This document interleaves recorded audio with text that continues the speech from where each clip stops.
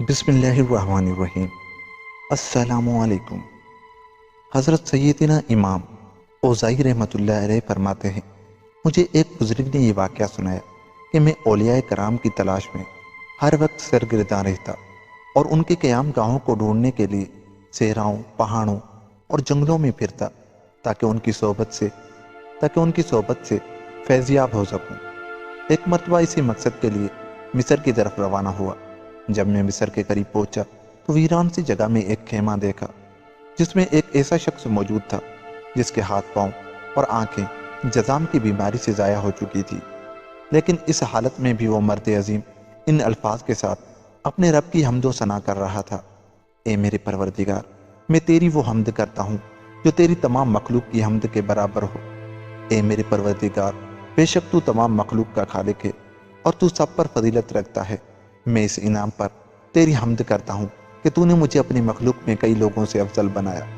وہ بزرگ رحمت اللہ علیہ فرماتے ہیں کہ جب میں نے اس شخص کی یہ حالت دیکھی تو میں نے کہا، خدا کی قسم، میں اس شخص سے یہ ضرور پوچھوں گا کہ کیا حمد کے یہ پاکیزہ کلمات تمہیں سکھائے گئے ہیں یا تمہیں الہام ہوئے ہیں؟ چنانچہ اسی ارادے سے میں اس کے پاس گیا اور اسے سلام کیا۔ اس نے میرے سلام کا جواب دیا۔ میں نے کہا، اے مرد صالح، میں تم سے ایک چیز کے متعلق سوال کرنا چاہتا ہوں، کیا تم مجھے جواب دو گے؟ وہ کہنے لگا، اگر مجھے معلوم ہوا تو انشاءاللہ ضرور جواب دوں گا۔ میں نے کہا، وہ کون سی نعمت ہے جس پر تم اللہ کی حمد کر رہے ہو، اور وہ کون سی فضیلت ہے جس پر تم شکر ادا کر رہے ہو؟ حالانکہ تمہارے ہاتھ پاؤں اور آنکھیں وغیرہ سب ضائع ہو چکی ہیں، پھر بھی تم کس نعمت پر حمد بجا لا رہے ہو؟ وہ شخص کہنے لگا، کیا تو دیکھتا نہیں کہ میرے رب نے میرے ساتھ کیا معاملہ فرمایا؟ میں نے کہا، کیوں نہیں، میں سب دیکھ چکا ہوں۔ پھر وہ کہنے لگا، دیکھو، اگر اللہ چاہتا تو مجھ پر آسمان سے آگ برسا دیتا جو مجھے جلا کر راکھ بنا دیتی۔ اگر وہ پروردگار چاہتا تو پہاڑوں کو حکم دیتا اور مجھے تباہ و برباد کر ڈال دے۔ اگر اللہ چاہتا تو سمندر کو حکم فرماتا جو مجھے غرق کر دیتا۔ پھر زمین کو حکم فرماتا تو وہ مجھے اپنے اندر دھسا دیتی۔ لیکن دیکھو، اللہ نے مجھے ان تمام مصیبتوں سے محفوظ رکھا۔ پھر میں اپنے رب کا شکر کیوں نہ ادا کروں، اس کی حمد کیوں نہ کروں، اور اس پاک پروردگار سے محبت کیوں نہ کروں؟ پھر مجھ سے کہنے لگا، مجھے تم سے ایک کام ہے، اگر کر دو گے تو وہ تمہارا احسان ہوگا۔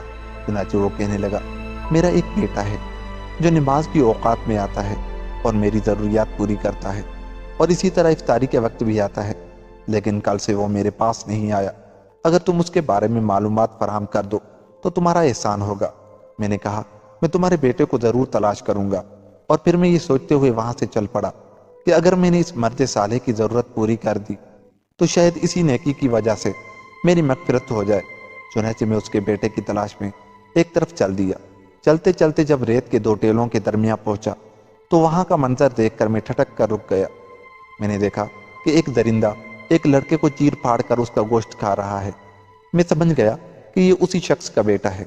مجھے اس کی موت پر بہت افسوس ہوا اور میں نے انا للہ و انا الیہ راجعون کہا اور واپس اس شخص کے خیمے کی طرف چل دیا۔ میں یہ سوچ رہا تھا کہ اگر میں نے اس پریشان حال شخص کو اس کے بیٹے کی موت کی خبر فوراً ہی سنا دی تو وہ یہ خبر سن کر کہیں مر ہی نہ جائے۔ آخر کس طرح اسے یہ غمناک خبر سناؤں کہ اسے صبر نصیب ہو جائے؟ چنانچہ میں اس شخص کے پاس پہنچا، اسے سلام کیا۔ اس نے جواب دیا۔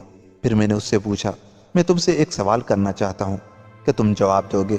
یہ سن کر وہ کہنے لگا کہ اگر مجھے معلوم ہوا تو انشاءاللہ عز و جل ضرور جواب دوں گا۔ میں نے کہا، تم یہ بتاؤ کہ اللہ کے ہاں حضرت سیدنا ایوب علیہ السلام کا مقام و مرتبہ زیادہ ہے یا آپ کا؟ یہ سن کر وہ کہنے لگا، یقیناً حضرت سیدنا ایوب علیہ السلام کا مرتبہ و مقام ہی زیادہ ہے۔ پھر میں نے کہا، جب آپ علیہ السلام کو مصیبتیں پہنچی تو آپ علیہ السلام نے ان بڑی بڑی مصیبتوں پر صبر کیا یا نہیں؟ وہ کہنے لگا، حضرت سیدنا ایوب علیہ السلام نے کما حق کو ہو مصیبتوں پر صبر کیا۔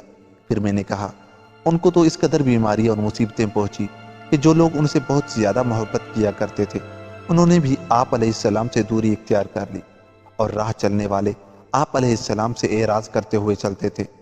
کیا آپ علیہ السلام نے ایسی حالت میں صبر سے کام لیا یا نہیں؟ وہ شخص کہنے لگا، آپ علیہ السلام نے ایسی حالت میں بھی صبر و شکر سے کام لیا اور صبر و شکر کا حق ادا کیا۔ یہ سن کر میں نے اس شخص سے کہا، پھر تم بھی صبر سے کام لو۔ سنو، اپنے جس بیٹے کا تم نے تذکرہ کیا تھا اس کو درندہ کھا گیا ہے۔ یہ سن کر اس شخص نے کہا تمام تعریفیں اللہ کے لیے ہیں جس نے میرے دل میں دنیا کی حسرت ڈالی۔ پھر وہ شخص رونے لگا اور روتے روتے اس نے جان دے دی۔ میں نے انا للہ و انا الیہ راجعون کہا اور سوچنے لگا کہ میں اس جنگل بیاباں میں اکیلے اس کی تجہیز و تکفین کیسے کروں گا؟ یہاں اس ویرانے میں میری مدد کو کون آئے گا؟